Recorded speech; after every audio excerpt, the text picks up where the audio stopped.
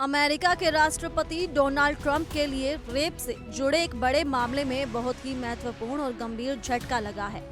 New York की दूसरी US circuit court of appeals ने ट्रंप द्वारा दायर उस अपील को खारिज कर दिया है जिसमें ट्रंप ने पत्रकार और लेखिका ई जीन कैरोल को दिए गए भारी भरकम 83.3 मिलियन डॉलर यानी लगभग 693 करोड़ रुपए के मुआवजे को रद्द करने की मांग की थी। इस अपील का खारिज होना ट्रंप के खिलाफ चल रहे इस विवादास्पद मामले में उनकी बड़ी हार मानी जा रही है।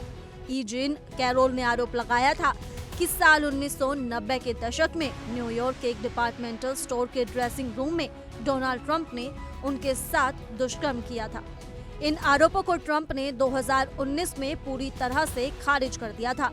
ट्रंप ने ये भी कहा था कि ई जीन कैरोल मेरे जैसी नहीं है और उन्होंने अपनी किताब की बिक्री बढ़ाने के लिए ये झूठी कहानी गढ़ी है।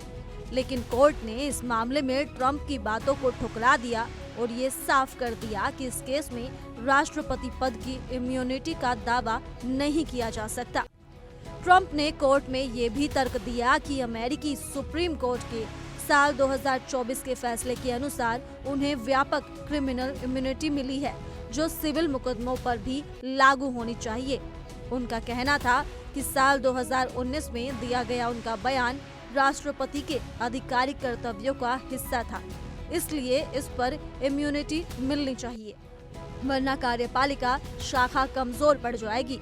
हालांकि 3 जजों की पीठ ने इस दलील को ठुकराते हुए ट्रंप की अपील को खारिज कर दिया और जूरी द्वारा तय किए गए भारी भरकम मुआवजे को उचित ठहराया।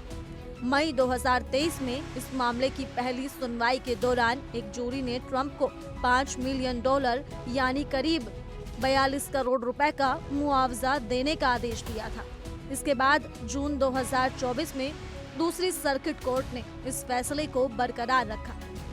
जनवरी 2024 में आए अंतिम फैसले में कुल 83.3 मिलियन डॉलर का मुआवजा तय किया गया, जिसमें से 18.3 million dollar E Jean Carroll की भावनात्मक और प्रतिष्ठा की हानि के लिए थे और 65 मिलियन डॉलर दंडात्मक हर्जाने के रूप में थे। इस पूरे विवाद के बीच ई जीन कैरोल ने अपनी नई किताब not my type, one woman versus president जून 2025 में प्रकाशित की गई, जिसमें उन्होंने अपने कानूनी संघर्षों का विस्तार से वर्णन किया। ये किताब ट्रंप के खिलाफ उनके अनुभवों और लड़ाई को दर्शाती है। फिलहाल व्हाइट हाउस और ट्रंप के वकीलों ने इस फैसले पर कोई आधिकारिक प्रतिक्रिया नहीं दी है।